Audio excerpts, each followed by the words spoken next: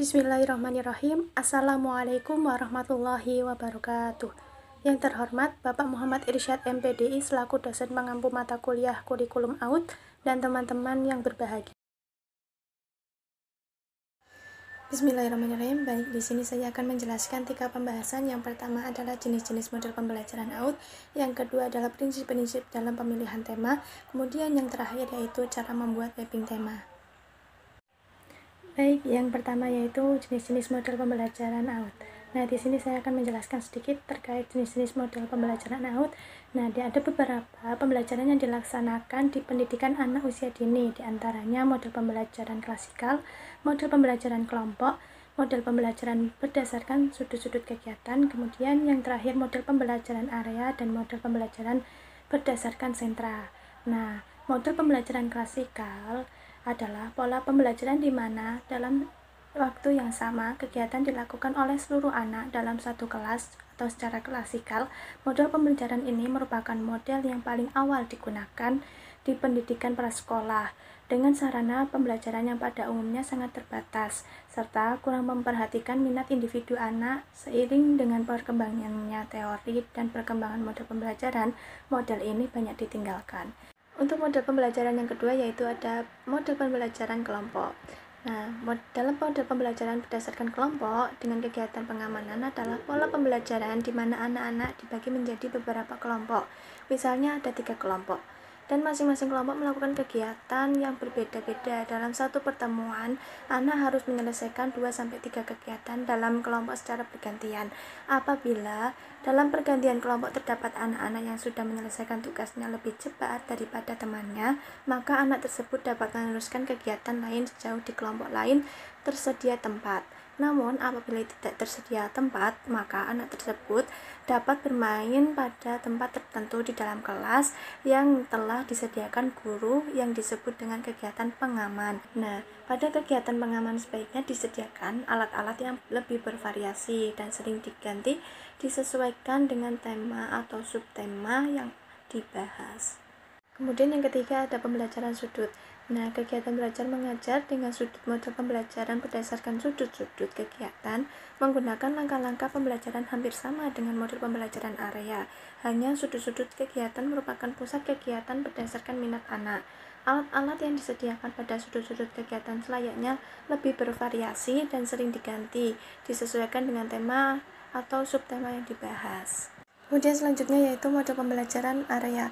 Model pembelajaran berdasarkan area atau minat lebih memberikan kesempatan kepada anak didik untuk memilih atau melakukan kegiatan sendiri sesuai dengan minatnya. Pembelajarannya dirancang untuk memenuhi kebutuhan-kebutuhan spesifik anak dan menghormati keberagaman budaya dan menekankan prinsip individualisasi pengalaman bagi setiap anak, membantu anak untuk pilihan-pilihan melalui kegiatan dan pusat-pusat kegiatan serta peran serta keluarga dalam proses pembelajaran.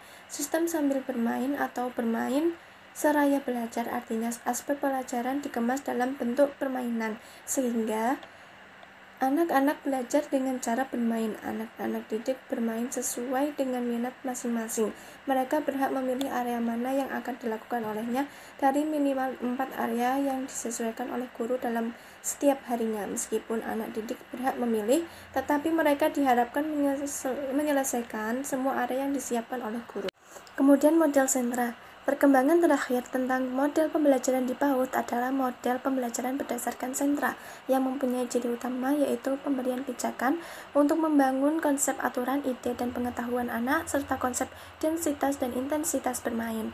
Model pembelajaran ini adalah pendekatan pembelajarannya berfokus pada anak yang dalam proses pembelajarannya berpusat di sentra bermain dan pada saat anak dalam lingkaran.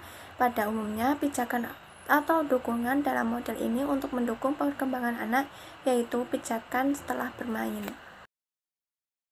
Prinsip-prinsip dalam pemilihan tema. Yang pertama, kedekatan. Artinya, tema dipilih mulai dari hal-hal yang terdekat dengan kehidupan anak, baik secara fisik maupun berdasarkan pengalaman anak, sehingga menarik minat anak. Pemilihan tema yang sesuai dengan pengalaman anak hendaknya disesuaikan dengan pengetahuan yang telah dimiliki oleh anak sebelumnya, termasuk seni budaya.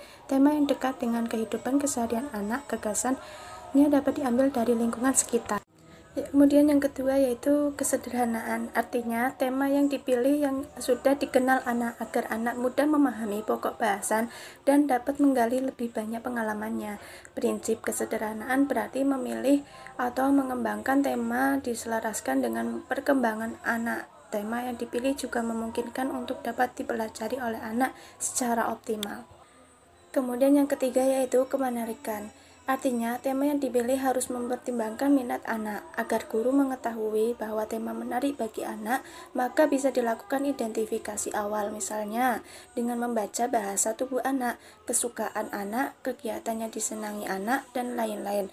Untuk lebih memberikan kemenarikan minat belajar anak dan kebermaknaan suatu tema, guru dapat merumuskan tema dalam bentuk kalimat yang inspiratif, baik dalam rumusan satu kata tunggal, frase, maupun dalam bentuk kalimat.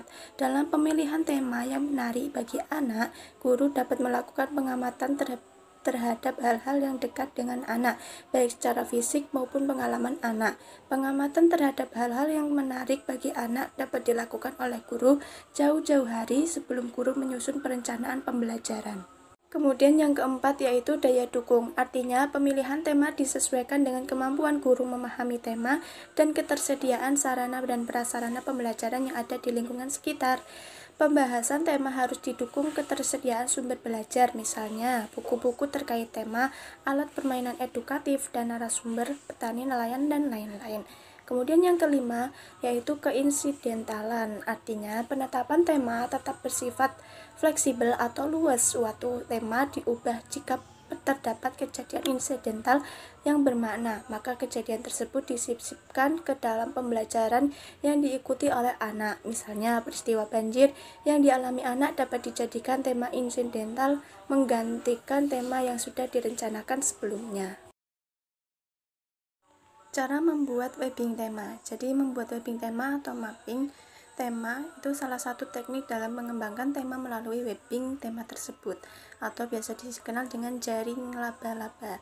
Setiap tema yang telah diidentifikasi dikembangkan ke dalam sub-sub tema.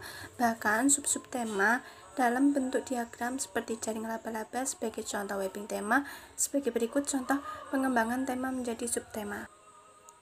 Nah, dari contoh tersebut, pengembangan tema diriku menjadi subtema yaitu cita-citaku, identitasku, tubuhku, dan kesukaanku.